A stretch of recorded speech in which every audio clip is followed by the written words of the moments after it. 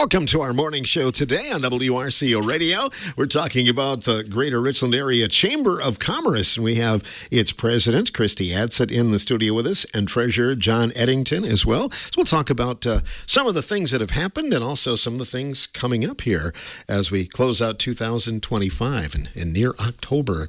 Well, good morning, Christy. How did the wine walk go on Friday night? The wine walk was awesome. We had wonderful weather. It was beautiful. The theme was suits and sequins. So we had a lot of people running around in some very sequined outfits, guys and girls, and a lot of suits. Everyone that I've talked to, business-wise and participants, really enjoyed it, had a lot of fun.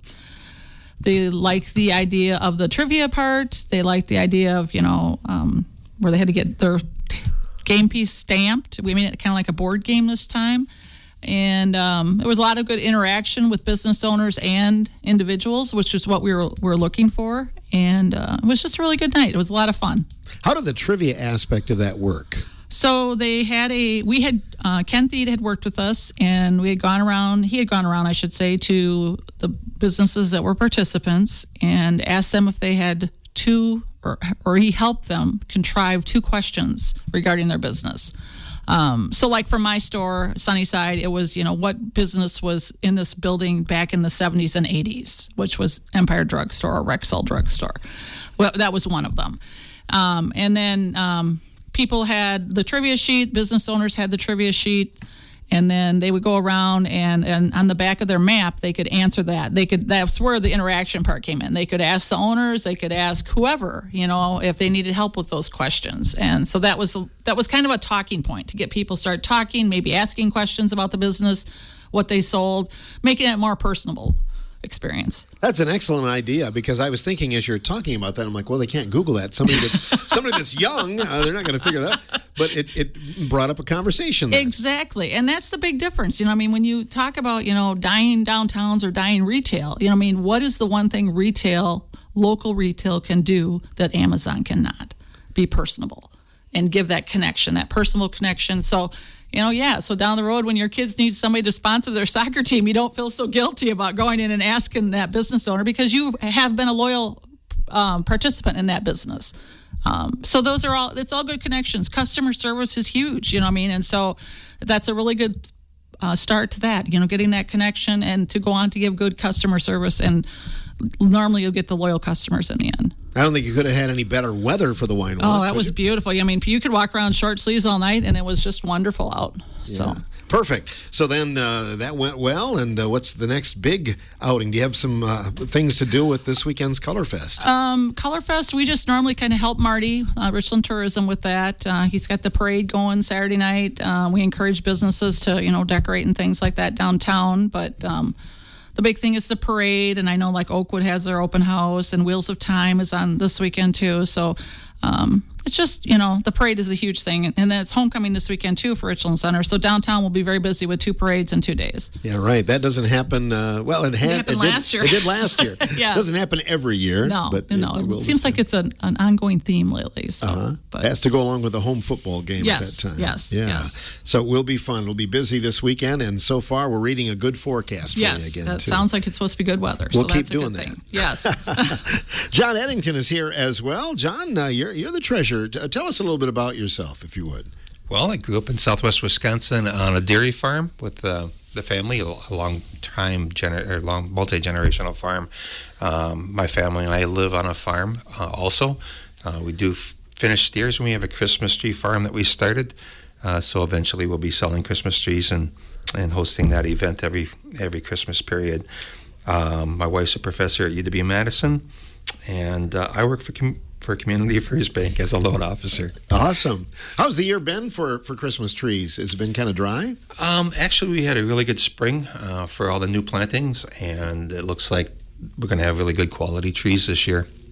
With Community First Bank, a member of the chamber, why is it important to be a member of the Richland Area Chamber of Commerce, do you feel?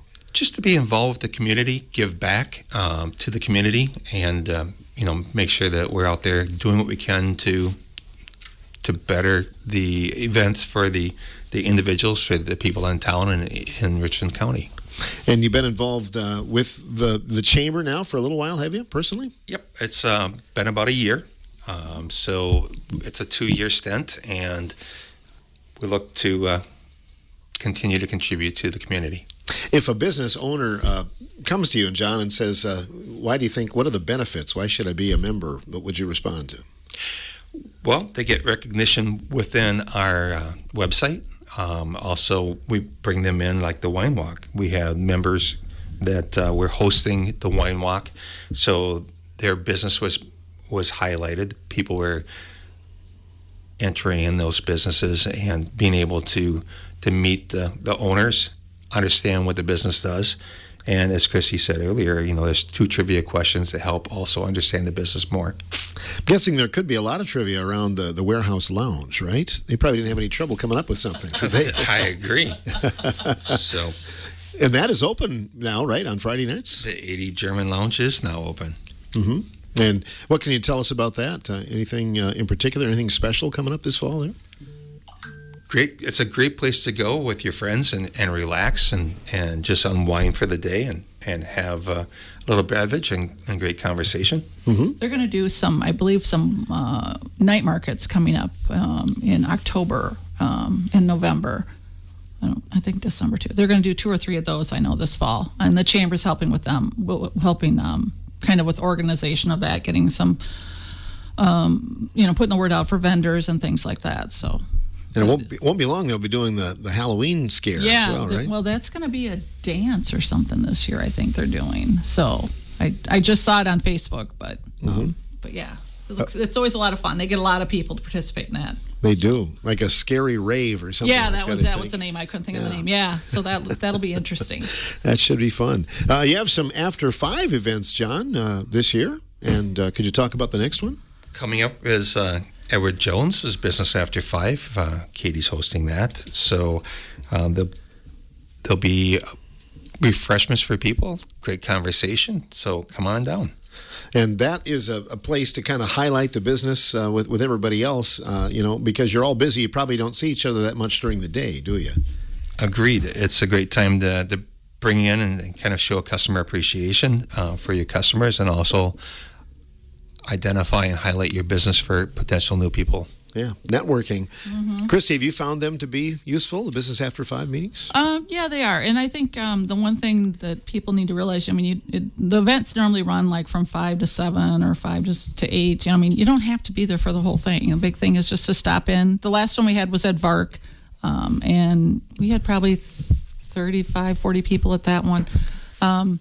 It was very interesting because there was a lot of things about VARC I didn't know, and they gave tours and stuff like that. And like you said, it's a good chance to network, but then it was also a good opportunity to learn more about what that business actually does. And I didn't realize how many programs they have, that they work for different ability individuals.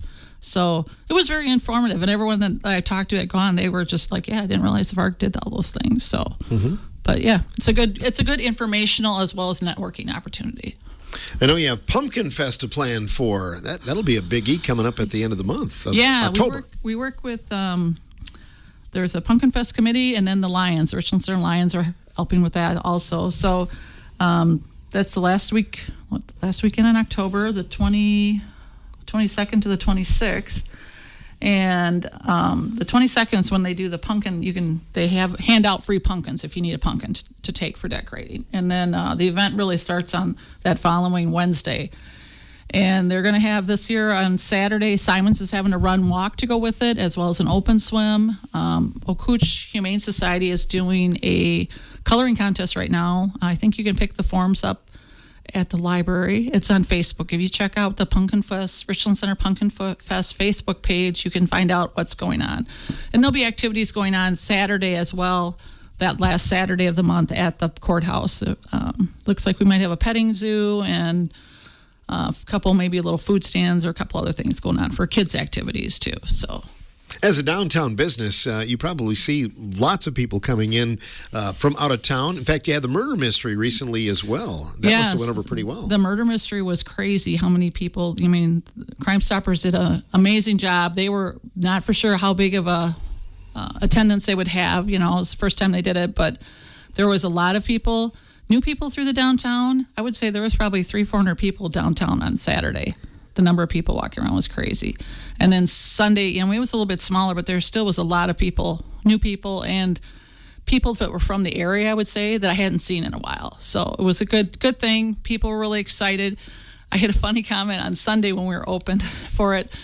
A couple of the characters were sitting in my store, and they were dressed in Western wear. And this couple, they were coming back actually from Driftless Music Gardens, and they live in Mount Horeb, and they stopped at the store to have breakfast. And I was talking to him, and the guy goes, "Is there like a horse show going on or something around here?" And I'm like, "No." I said, they're part of it. I said, and I would explain the whole murder mystery, and they're like, "Oh, that's really cool." And I'm like, "Yeah, you should, watch the Chamber Facebook page and whatever." And I said, they're going to have it next year too. So, but yeah, it was just funny, just comments like that from people. They didn't know they had just stumbled upon it. And they had been, like I said, driftless the night before, and they just loved it. This was their second trip up there, so. Yeah, that's one of the key things. I was downtown too, and it was funny to see people in costume walking around. If you didn't know what was going on and you're from out of town, it would be a shock to the system. I told him, I said, we do have a few unusual dressers, but we have a lot more than normal this weekend running around because of the murder mystery. So I said, just don't be alarmed. That's probably one of the things, a challenge to trying to think outside the box to bring in new things like this, so it's not the same old, right? Oh yeah, and you get a different group. That murder mystery, there's people that follow those murder mystery weekends on different towns, and they go from town to town as groups and do that. And that's kind of the same thing when we did the trivia with the wine walk. There's a different group of people that go out for trivia all the time. And so we were hoping to bring a new audience, so maybe they would experience something different.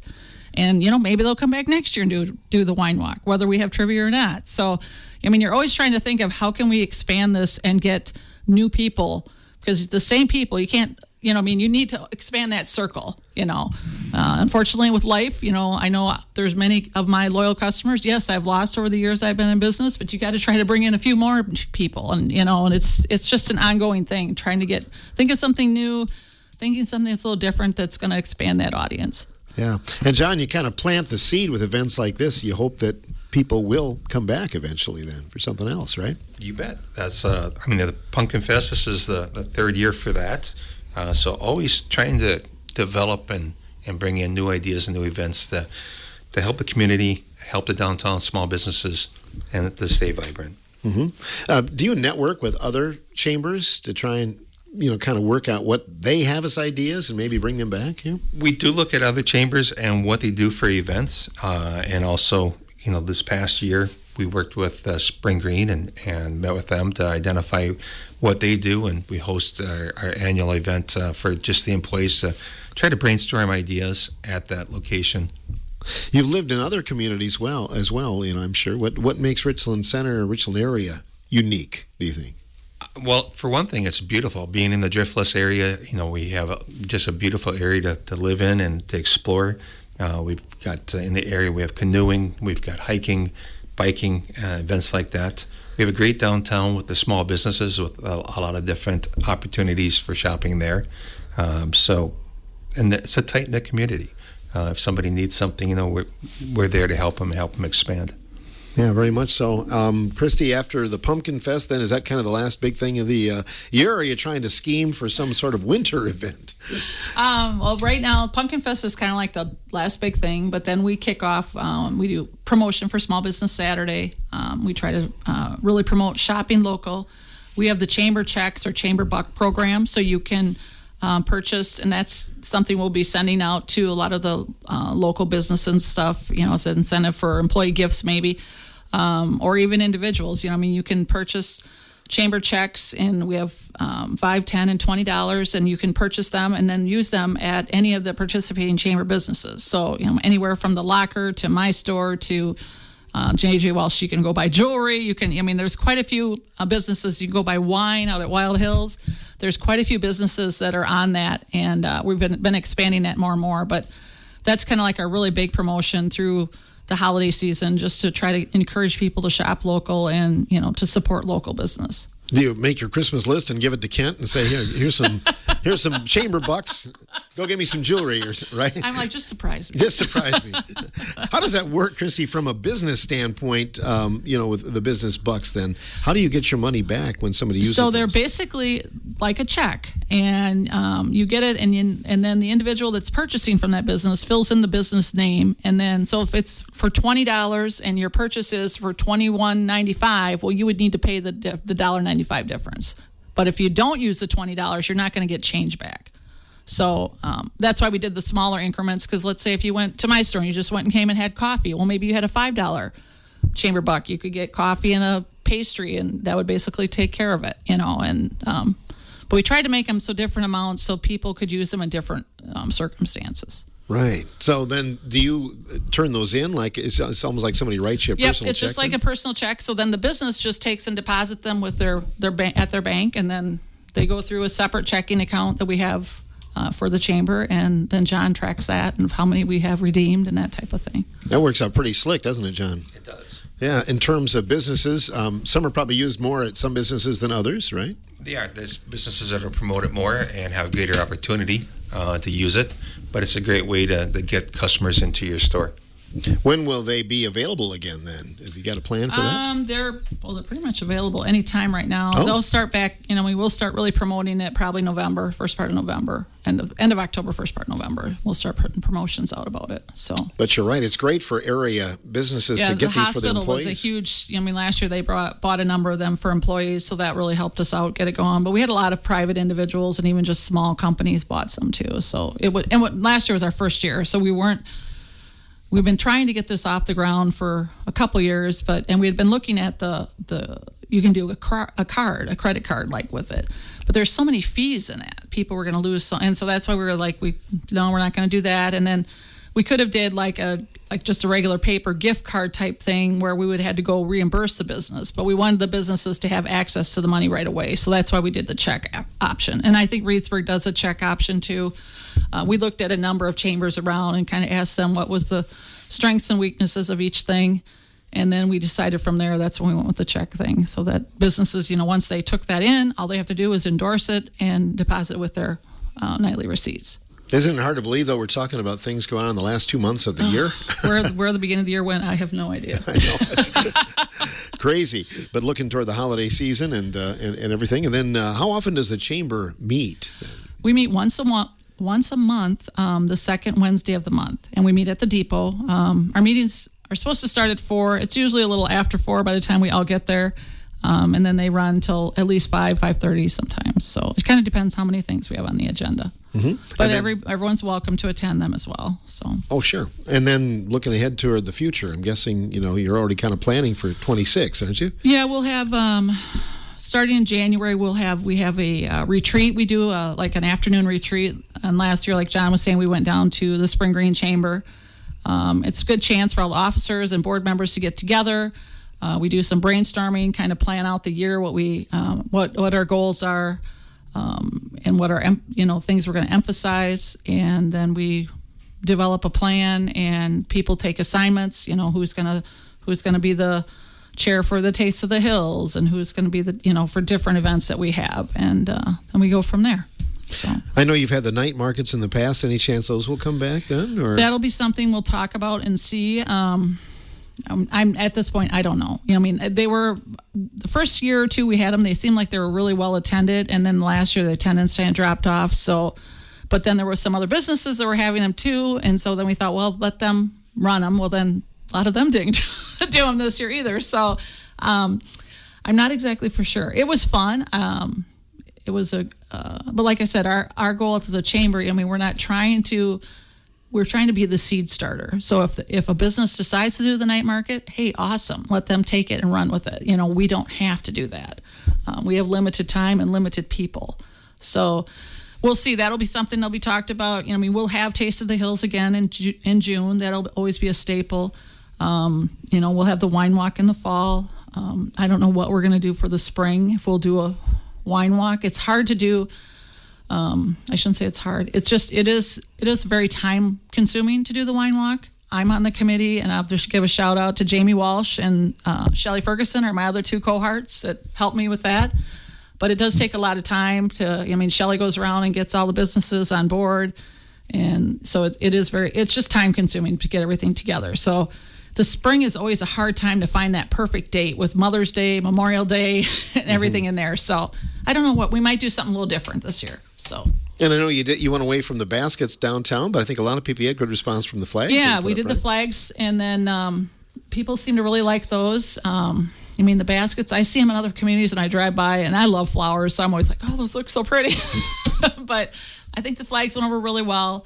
Now Pumpkin Fest flags are up, and then the city will put up the winter decorations soon, too. So we've been talking, maybe we'll do something else in the fall. We didn't do the corn shacks this year, but everything can change. It's just kind of, we step back and reevaluate every year to see what works and what doesn't work. So.